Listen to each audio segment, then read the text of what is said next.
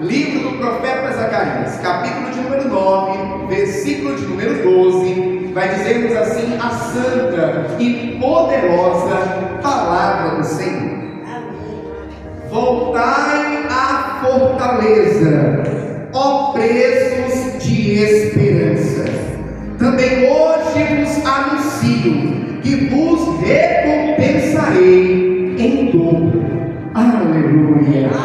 Somente o versículo de número 12. E para que fique bem gravado no meu e no teu coração, eu convido a igreja a repetir após mim: voltai à fortaleza, ó presos de esperança.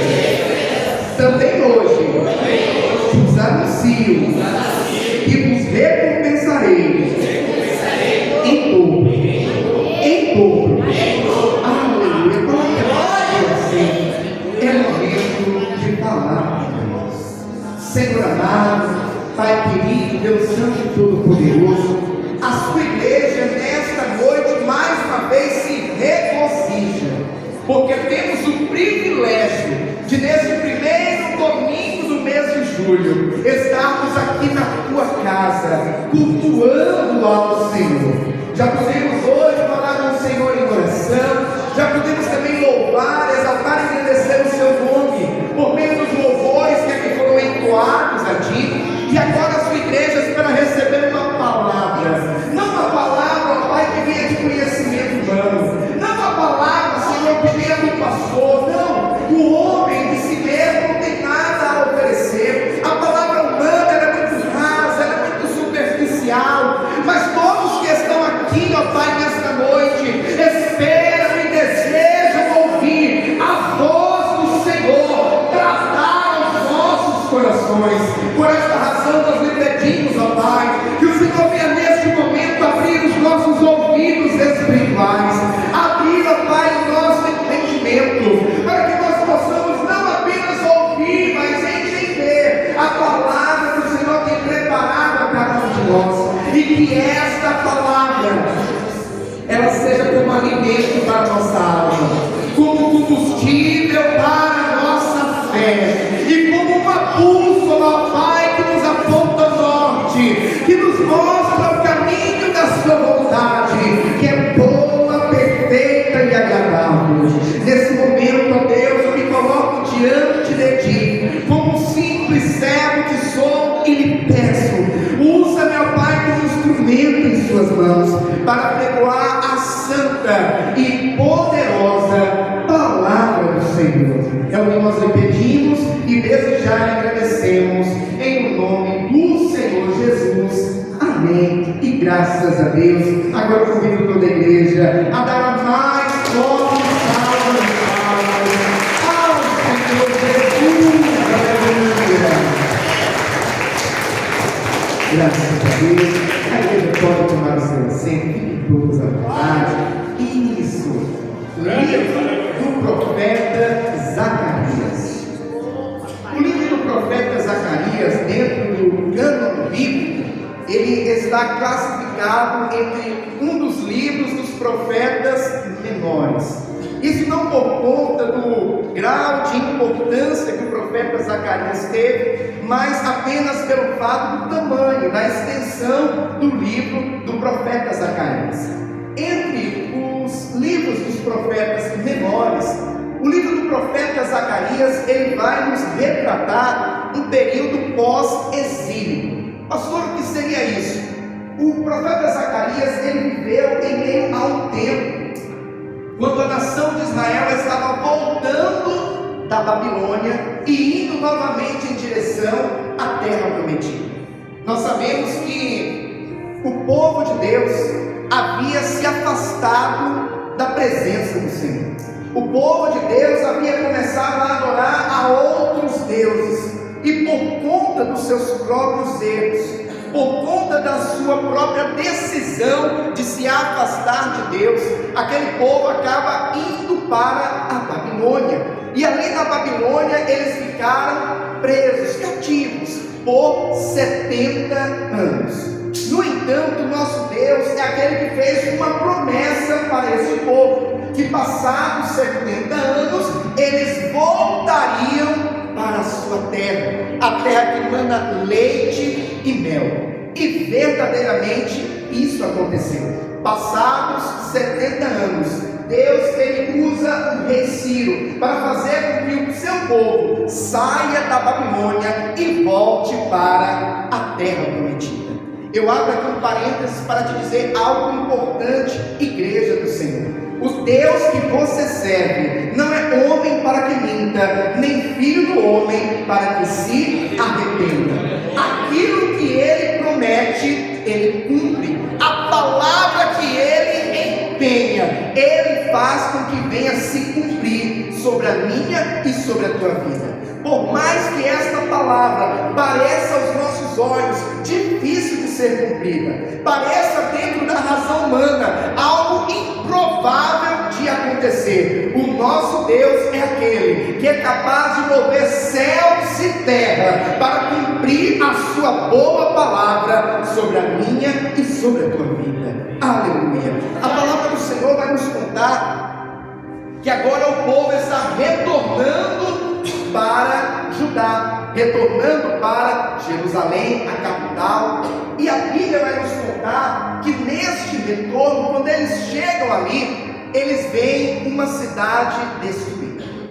Porque antes deles irem para a Babilônia, Nabucodonosor destruiu a cidade. E entre outras coisas, ele destruiu inclusive o templo do Senhor.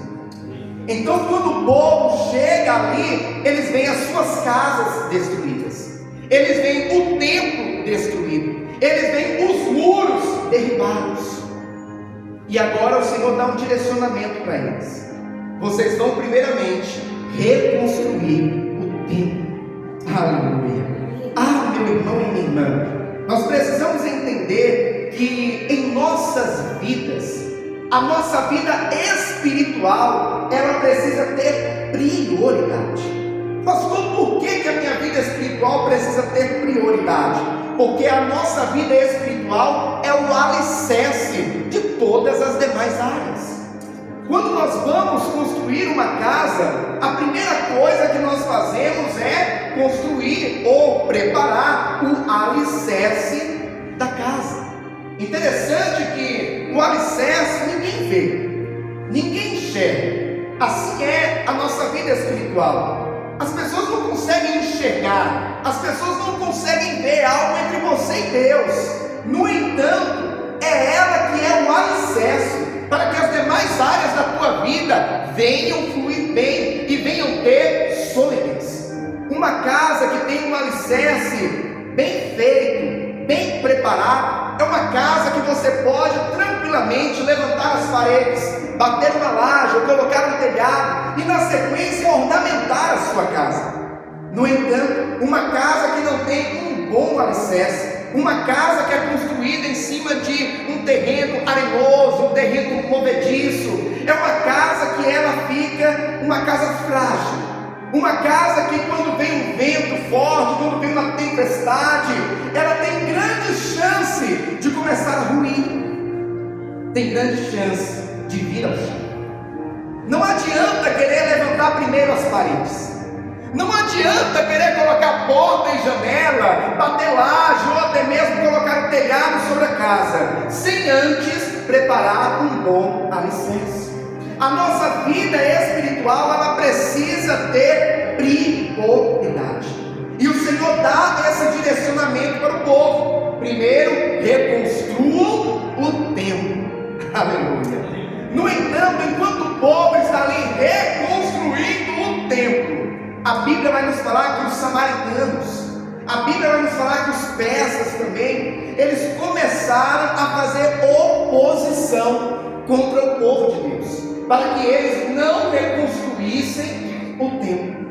E eu abro um parênteses aqui para te dizer mais uma coisa muito importante: que quando nós decidimos fazer a vontade de Deus, quando nós decidimos fazer aquilo que o Senhor nos comissionou para fazer, pode ter certeza, teremos oposição. Satanás vai se levantar, Satanás vai muitas das vezes levantar os seus demônios para fazer com que nós não venhamos cumprir o propósito, para fazer com que nós não venhamos fazer a vontade Deus. No entanto, nós precisamos batalhar contra tudo aquilo que queira nos impedir de cumprir a vontade do Senhor, de cumprir os propósitos de Deus, aquilo que Deus confiou às nossas mãos. A palavra do Senhor vai nos contar que a nação de Israel, por conta dessa oposição dos samaritanos, por conta dessa oposição inclusive dos persas, eles têm até mesmo que fazer uma pausa na reconstrução do templo.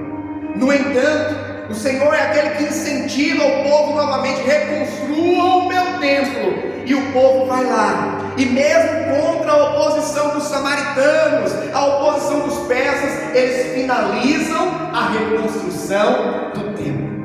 Ei, meu irmão e minha irmã, não deixe que nada, não deixe que ninguém venha te impedir de cumprir os propósitos que Deus tem na tua vida. Não deixe que nenhuma circunstância venha ser barreira para que você possa cumprir aquilo que Deus confiou às suas mãos para fazer. Não deixe que nada te impeça de buscar o Senhor. Não deixe que nada te impeça de estreitar o seu relacionamento com Deus. Pelo contrário, seja firme, seja perseverante e faça aquilo que Deus confiou às suas mãos.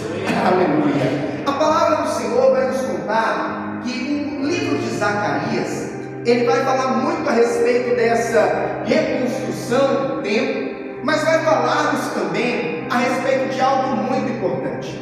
O profeta Zacarias é o profeta, dentre os profetas pós-exílicos, que mais falou a respeito da vinda de Cristo. Inclusive aqui no capítulo 9, tanto o versículo 9 como o versículo 10 vai nos falar a respeito disso. O versículo 9 vai nos falar a respeito da primeira vinda de Cristo, e o versículo 10 vai nos falar a respeito da segunda vinda de Cristo. Pastor, como assim? Qual que é a primeira vinda de Cristo? A primeira vinda de Cristo é aquela que está registrada nos evangelhos. Jesus veio a este mundo como homem, viveu aqui nesta terra como homem, assim como eu e como você.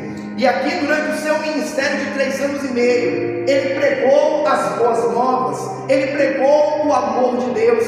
Jesus se entregou na cruz do Calvário por amor a mim e a você.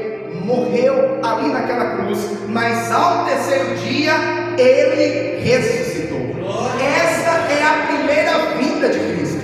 Interessante que Zacarias, no versículo de número 9, vai falar a respeito dessa primeira vinda 500 anos antes dela acontecer. 500 anos antes disso se tornar realidade, o profeta Zacarias já estava profetizando a respeito da entrada de Cristo em Jerusalém. Aleluia. Ei, meu irmão e minha irmã, não se esqueça disso. Deus cumpre as suas promessas, Deus cumpre a sua boa palavra, porque Ele não é homem para que minta. No entanto, o versículo de número 10 já vai nos falar a respeito da segunda vinda de Cristo. Pastor, e qual é a segunda vinda de Cristo? É a vinda que nós estamos aguardando. Aleluia. É aquela em que Ele virá à altura das nuvens, com voz de alarido e sons de trombeta, e vai nos tomar desta terra. Aleluia. Irá nos levar para a nova Jerusalém. Louvado seja Deus.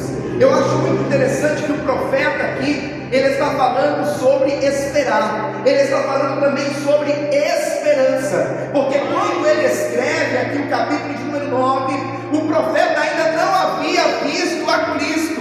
Pelo contrário, ele estava profetizando de algo que viria a acontecer.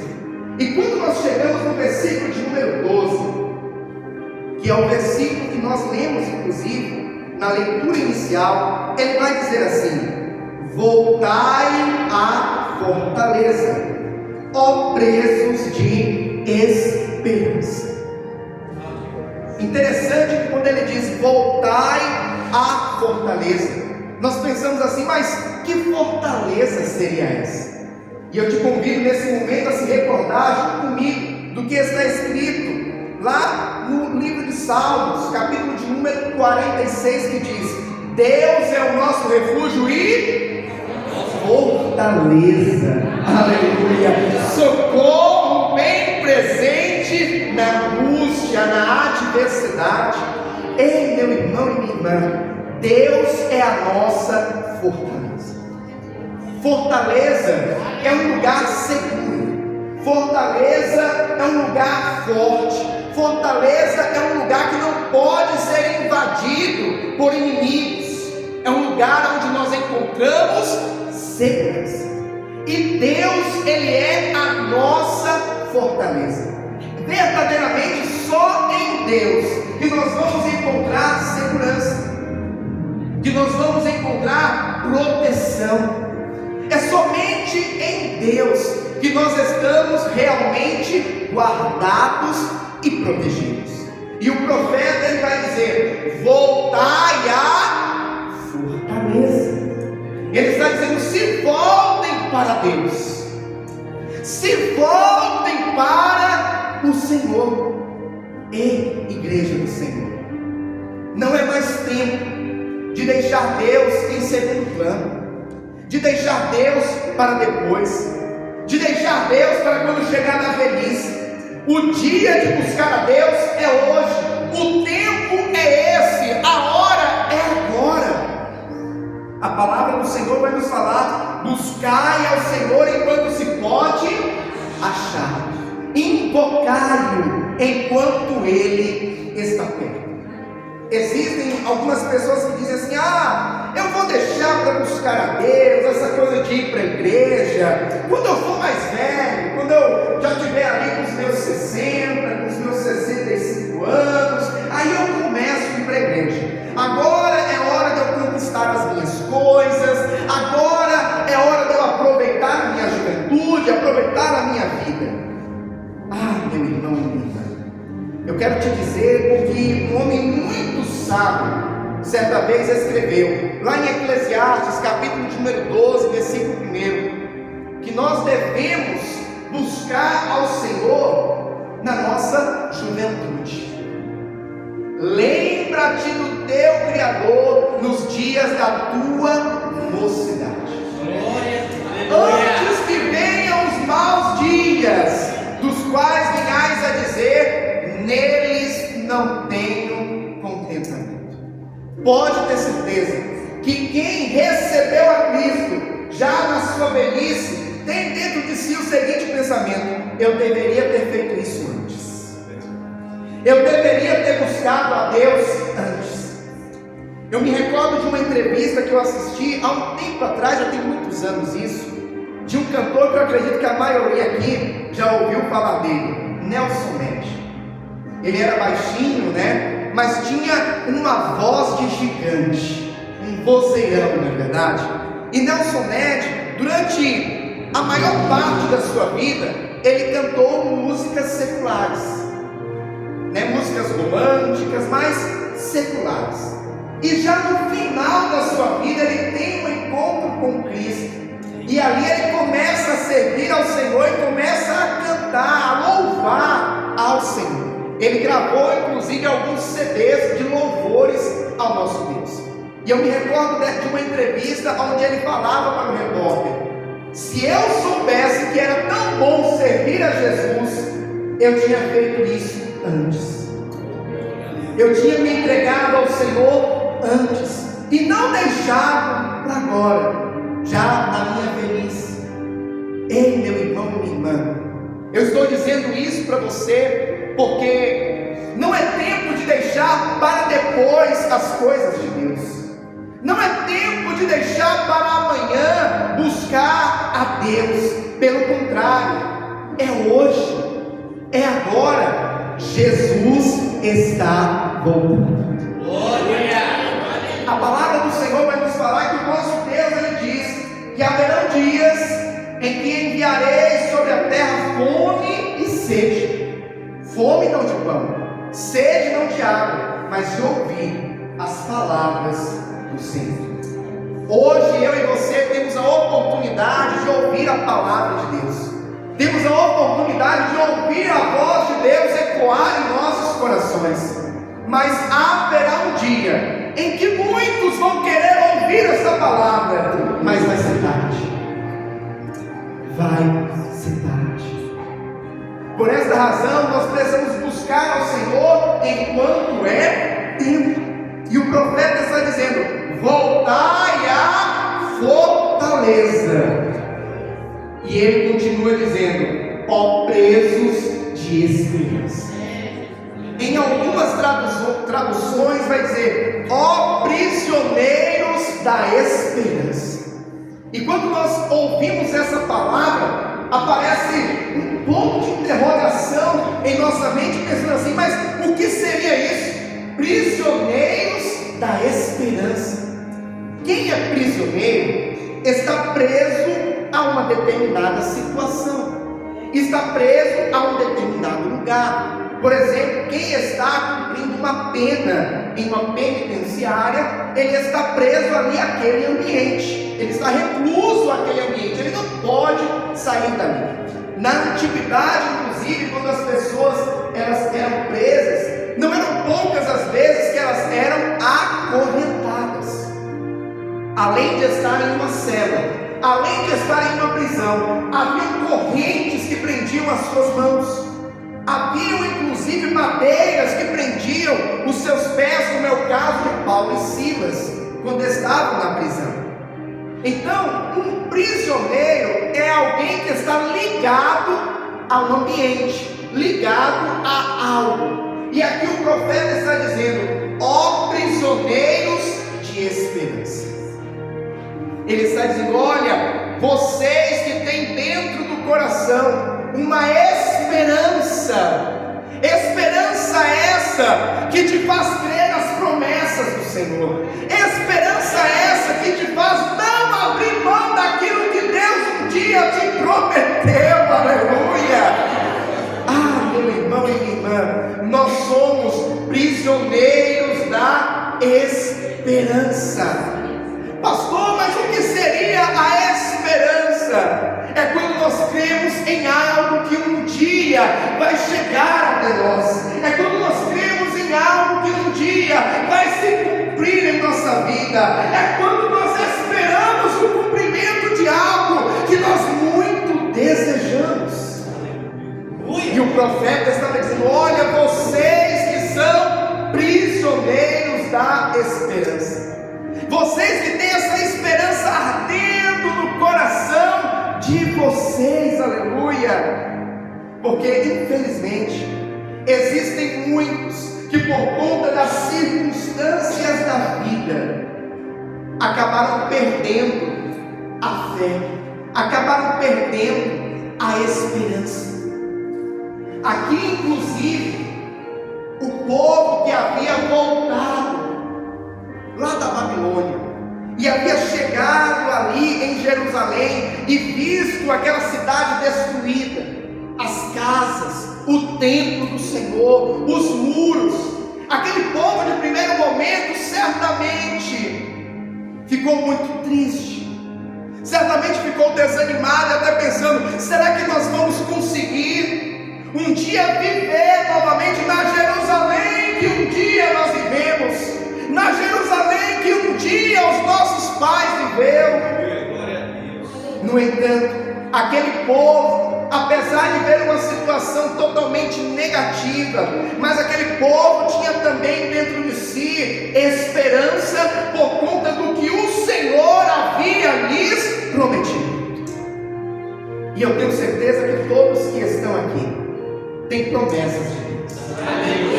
Receberam promessas da parte do Senhor. Glória a Deus. Interessante que a esperança ela faz com que nós venhamos continuar crendo nas promessas. Ela faz com que nós venhamos continuar esperando o cumprimento das promessas. A esperança, para mim e para você, é como uma âncora que nos mantém firmes na posição. Interessante que um grande navio, quando ele vai parar, ou até mesmo um barco, é muito comum se utilizar uma âncora.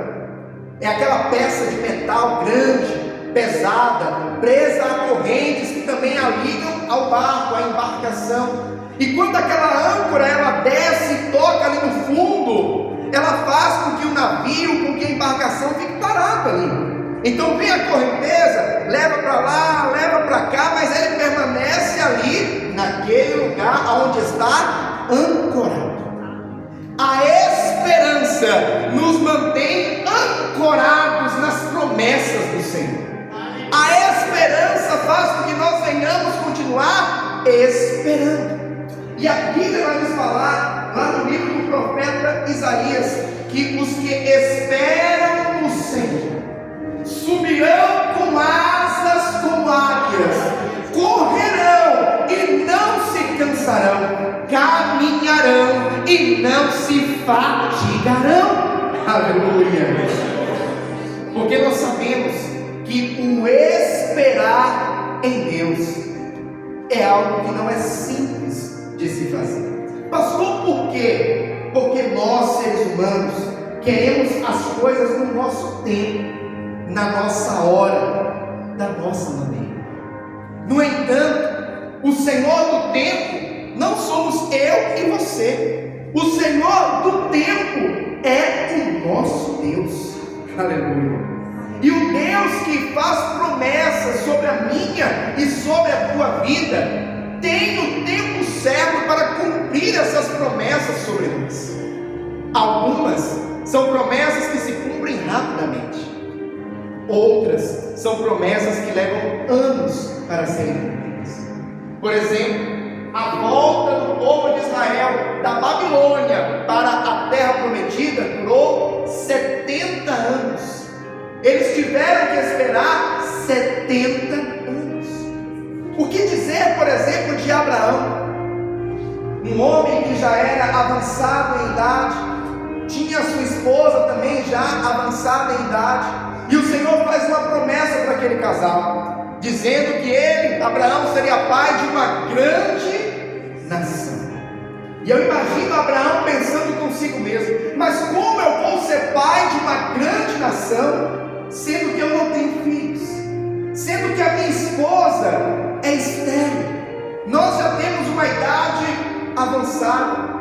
Como que essa promessa vai se cumprir sobre as nossas vidas? Interessante que o Senhor, para ratificar, para ainda mais reforçar a promessa que fez sobre a vida daquele homem, certa vez ele diz assim: olhe para os céus, tente contar as estrelas. E Abraão fala: Senhor, eu não consigo contar as estrelas. E o Senhor fala: pois bem, assim será a tua descendência. Existem momentos que Deus nos faz promessas, que são promessas tão grandiosas, que nós nos sentimos pequenos diante da promessa do Senhor. Existem momentos que Deus faz promessas que estão tão fora da nossa realidade atual, que racionalmente falando, nós pensamos: como que isso vai se tornar realidade? Ei, meu irmão e minha irmã, não se preocupe em como Deus vai fazer para que a promessa se cumpra. Apenas confie naquele que fez a promessa, porque aquele que fez a promessa, ele é fiel e justo. Aquele que fez a promessa, ele tem todo o poder nos céus e na terra para cumprir a sua boa palavra. Aleluia. No entanto, aquele homem, aquela sua esposa Sara, para viverem o cumprimento desta promessa, esperaram 5, 10, 15, 20, 25 anos para a promessa se cumprir. Eu fico imaginando, passando-se os anos, eles pensando: e aquela promessa que Deus nos fez? E aquela palavra que um dia Deus liberou sobre as nossas vidas? E eu fico pensando, Abraão, lembrando do dia em que Deus mandou ele olhar para as estrelas do céu e tentar contá-las. E ele disse que era impossível contá-las, e Deus disse: pois bem, assim será a tua descendência. Eu fico pensando aquele homem, imaginando, se lembrando do que Deus havia lhe prometido, e pensando: já passaram 10 anos, já passaram 15 anos, E ele dizendo: agora eu tenho 85, agora eu tenho 90, agora eu tenho 95. E aos 100 anos de idade, aquele homem tem o prazer de carregar no seu colo o filho da promessa.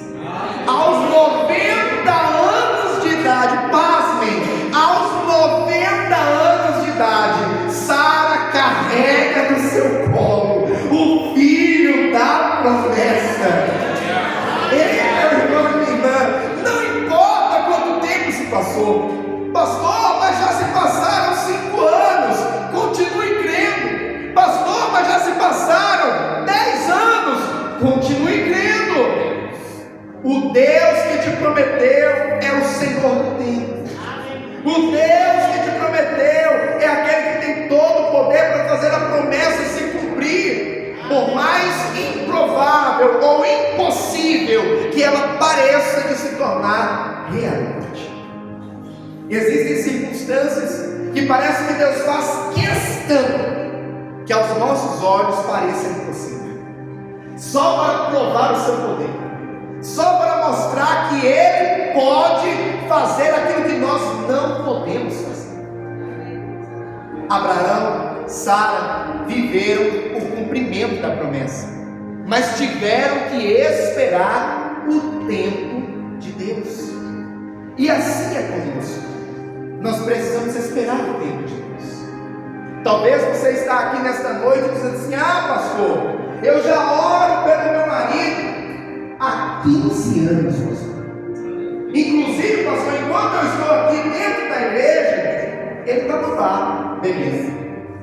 Enquanto eu estou aqui dentro da igreja, pastor, ele está lá com a roda de amigos, jogando dominó, bebendo, fumando. E já há 15 anos que eu oro por ele. Pastor, aquele homem tem coração de pedra, pastor. Ei, continue orando, continue crendo, continue buscando, continue tendo esperança. Não deixa a esperança morrer dentro de você. Não deixa a chama da esperança se apagar dentro do teu coração, por conta do tempo, por conta da dificuldade, por conta que a situação que você espera, a promessa que Deus te fez, parece grande demais e impossível de se tornar realidade. Então somente creia, então somente continue tendo esperança no teu coração. Não deixe que as circunstâncias, não deixe que o cenário ao teu redor venha determinar a tua fé, porque muitas das vezes nós permitimos que a nossa fé venha ser determinada pelo cenário, pelo ambiente, pela circunstância. Se nós conseguimos ver humanamente falando uma chance do milagre acontecer, aí nós temos fé. Mas quando tudo diz que não, aí a fé vai embora. E nós precisamos viver não por vista, mas por fé. Nós precisamos entender que o Senhor fez de nós nova criatura, e nós vivemos não apenas pelo olhar natural, mas nós vivemos e enxergamos pelos olhos da fé. E talvez os teus olhos naturais só vejam hoje dificuldade, só vejam hoje os impedimentos, só vejam hoje as barreiras que te impedem de alcançar o que você tanto sonha. Mas eu te convido nesta noite a olhar pelos olhos da fé, a se lembrar da promessa que um dia Deus te fez, a enxergar além da dificuldade e crer que aquele que te prometeu é fiel e justo para cumprir. Aleluia. E na sequência, o profeta ele vai finalizar este versículo dizendo: também hoje vos anuncio que vos recompensarei em dobro. Ah, meu irmão e minha irmã, quando nós temos fé, quando nós temos esperança, o Senhor é aquele que recompensa a nossa fé, honra a nossa fé, honra a nossa espera, a nossa firmeza em permanecer crendo e esperando da parte do Senhor o cumprimento daquilo que um dia Ele te prometeu. Se eu e você permanecermos tendo esperança, permanecermos tendo fé, pode ter certeza que nós vamos viver os milagres da parte do Senhor. Pode ter certeza que nós vamos viver o cumprimento dessas promessas. Aleluia. Interessante que antes do profeta falar a respeito disso, ele vai falar a respeito da vinda de Cristo, e todos nós estamos esperando a vinda do Senhor. E eu quero te dizer que mesmo que muitos não creiam, mesmo que muitos digam que não, que isso é apenas uma história, Jesus voltará. A Bíblia nos deixa claro que Jesus voltará. Ele veio a primeira vez e Ele voltará para nos buscar.